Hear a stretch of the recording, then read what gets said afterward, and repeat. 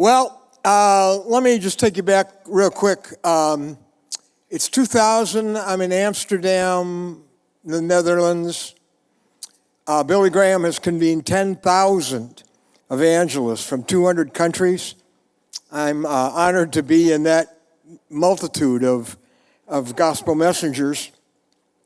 And I was asked to do a workshop there for those that were interested in youth ministry. And I talked about reaching the worldwide youth culture. And I laid out some principles because methods don't necessarily translate from country to country. But the principles never change. And the principles of reaching the modern young person who's largely post-Christian or pre-Christian. And among the principles there was that one of the keys has to be that students are empowered to lead and be at the center of reaching their generation rather than spectators just watching adult youth leaders put on a weekly circus for them. And I said, America's Christian young people, the world's Christian young people in many cases, are over-entertained and under-challenged. Well, did those young men and women sound over-entertained and under-challenged? No. They are the challengers for us right now. Jordan was 2 years old then. We'd had many deep conversations at that point. No, when he was born, minutes after he was born, I held him in my arms and spontaneously, without much thought, I just said, Jordan, you are God's workmanship, created in Christ Jesus for good works, God prepared in advance to do. It's a great way to welcome a grandchild for any of you if you haven't had that chance yet. And indeed, that's been true of each of them. Certainly, some of that workmanship has been happening with Jordan. I thank you for your prayers. I know many of you, I think oftentimes, why is all this happening, or why didn't that happen to our family?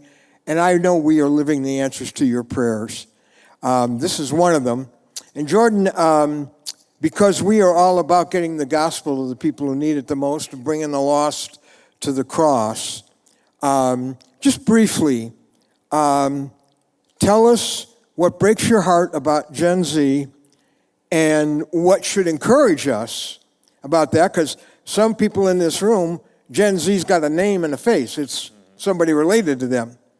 Talk to us about the heart of that.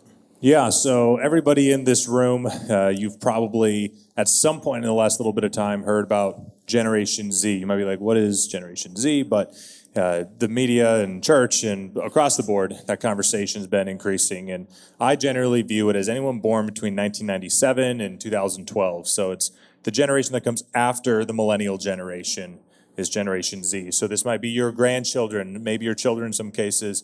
And it's those people that are currently teenagers, currently in college, high school, college age, middle school young people today.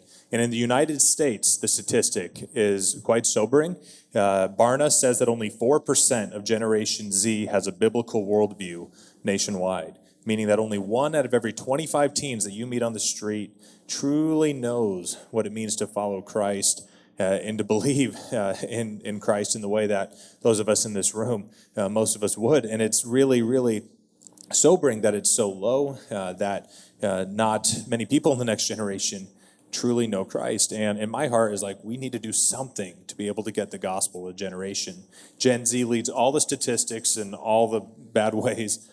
It leads in rates of anxiety, depression, suicide.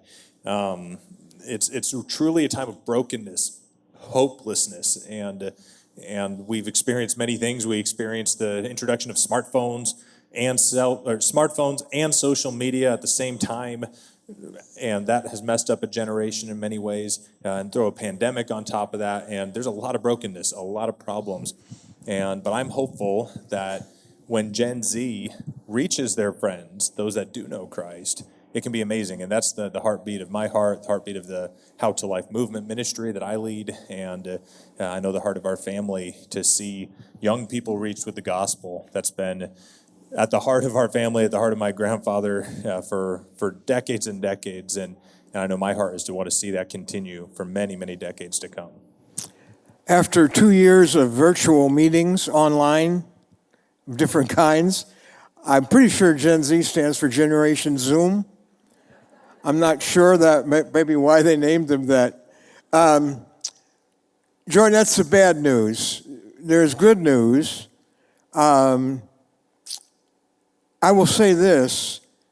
Generation Z is hurtling toward where Native American young people have been for a long time, toward the same brokenness. And they're just blazing their way in that direction. But there is good news. Your sons and daughters will prophesy, Spirit on all flesh. Just give us a little of the good news. We've seen God at work in Native America. How about Gen Z? Yeah, there's some really cool things that are happening, and many of you are somewhat familiar with the ministry that I started 6.5 years ago when I was 16, so I'm 23 years old now. When I was 16, I and some of my friends came together and we were praying, God, could you use us to do something to reach our community for Christ in Harrison? And didn't you were with the On Eagles Wings teams a couple summer and kind of got an idea. I mean, I grew up first 10 years of my life on Eagles Wings and got quite familiar with everything there, and that has always inspired me. It's just always been a part of me. And then when I was 14, 15, 16 years old, I had a chance to go on the team as well. And going into my junior year of high school, that had really inspired me. And then that fall of 2014, I and some of my friends, we came together and we prayed and said, God, would you move in our city? Would there be revival and awakening?